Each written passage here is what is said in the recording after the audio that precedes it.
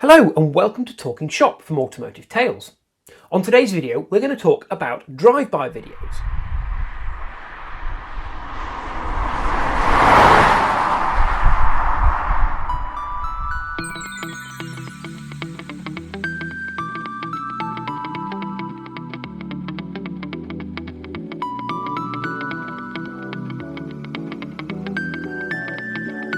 So I've always liked the idea of including a drive-by video in any of my automotive content because it gives a viewer a good all-round view of the car. You get a picture of the front of the car as it approaches and you get the induction noise, you get the sound of it passing, and then you get a nice rear quarter view and you get a good exhaust sound as well. But they aren't the easiest to film. If you just use your standard camera and you try and track the car as it goes past, you will get the shot, but it tends to be a little bit shaky and it's difficult to keep the vehicle in focus. And any fast movement on a camera, unless you're using a very high frame rate, will still be blurry.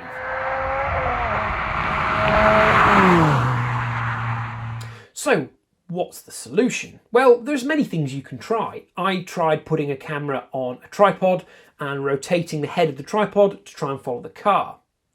That had some advantages. It was quite stable, but unless the road was perfectly flat and the tripod was perfectly level, as you rotated it, the car would go out of shot. You'd end up looking at the verge or a bit of the road or a bit too much at the sky.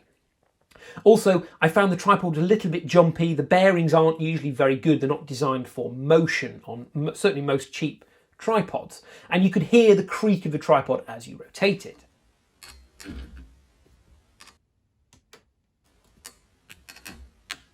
So I decided maybe the answer is two cameras, a bit like I did with the drive-over shots. So I raided my supply of cameras, which you can see in our camera video, and I dug out two old iPhones and I set up two tripods, one facing the car approaching, one facing the car departing, to take two separate video streams. And this is what that looked like.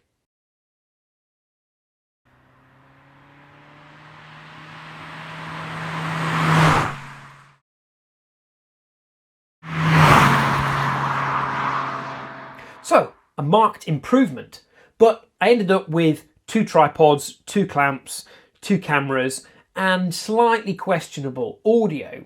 It all seemed an awful lot of faff just for one shot. So, I wondered whether there was a better way of doing it. So I built a rig. So this is the Mark 1 drive-by camera mount. This is our CAD template, so cardboard aided design. So left and right give you mounts for the cameras, and the one in the middle is going to be for the audio. I've mocked it up with the cameras and the audio, and I think the audio needs to sit further forward. So we're going to cut away some of the material behind these, push those back on the mount, and then try again. So out with the tools, aka scissors. Okay, Mark 2, mocked up with our zoom sound recorder. And these are two mounts for the cameras. I can't put the cameras on because it's made of cardboard and it's going to break.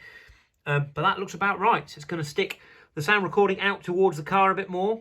And those are adjustable for angle, so I can set them exactly how I want them depending on if we're filming on a corner or a straight piece of road. Result, it's going to make it in wood. And that rig is this monstrosity. So let me explain what I'm showing to you here.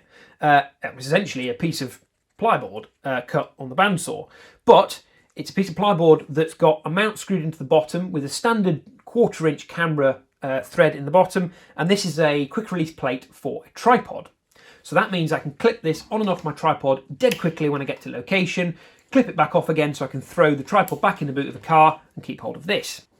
I've then got two matching set of phone clamps. These are adjustable so I can change what I put in them. At the moment it's got the iPhone 6 and the iPhone 5C in there. I often use the iPhone 11, which is what I'm videoing on now, especially for the approaching shot because it gives a much better, crisper detail. It also does some pretty good sound recording compared to these old devices.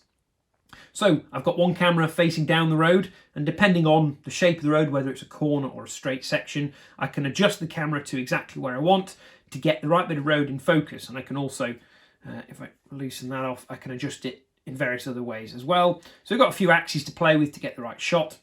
Same on the departing one as well, so I can adjust the camera to where I need it. Then the third and final item is my Zoom H1 recorder, which is my stereo audio recorder. So at the moment this is actually recording the audio I'm using because I'd normally record on the two smartphones here. So the idea of this is, although you'll get some sound recording on the two iPhones, they're not very good in a windy condition, so you can add the little furry hedgehog we mentioned in our audio video to help cut out some of the wind noise, and they're really quite effective.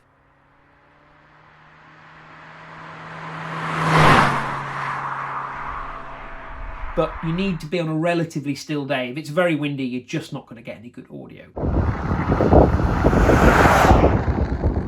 Okay, so the total of this is a nice, relatively compact little rig that I can throw into a bag, pick up my tripod, and away we go. We can do the shots we want to do.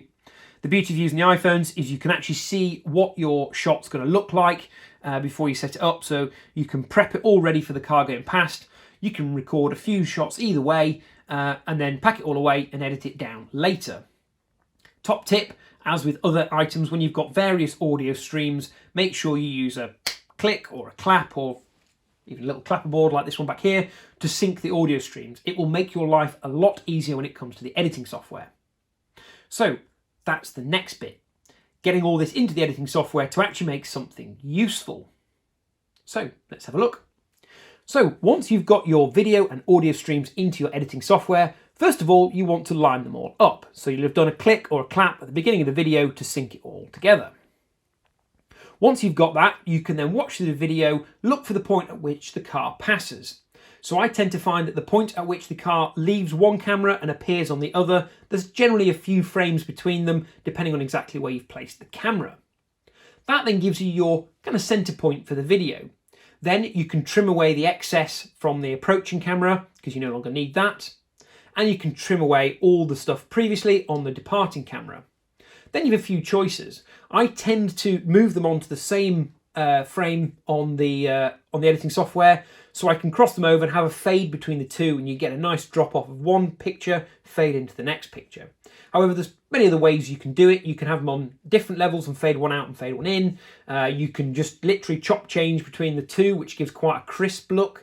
Once you've got all your footage into your editing software, you can then listen to each of the audio streams individually and work out which one sounds the best. Then you want to pick out which one you're going to use for the approaching and departing, or if indeed you're going to use the H1 for the whole thing.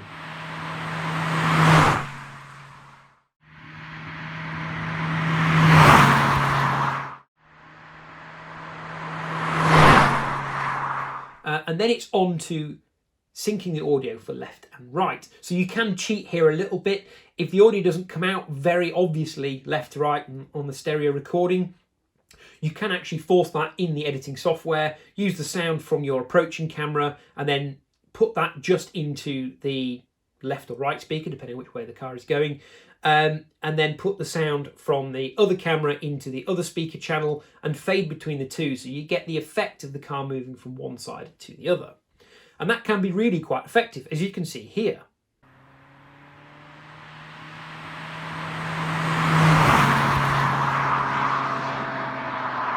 And it's about as simple as that. Okay, well, that's it for drive-by videos on this Talking Shop episode. Hopefully you found that useful. If you did, do please like, share and subscribe.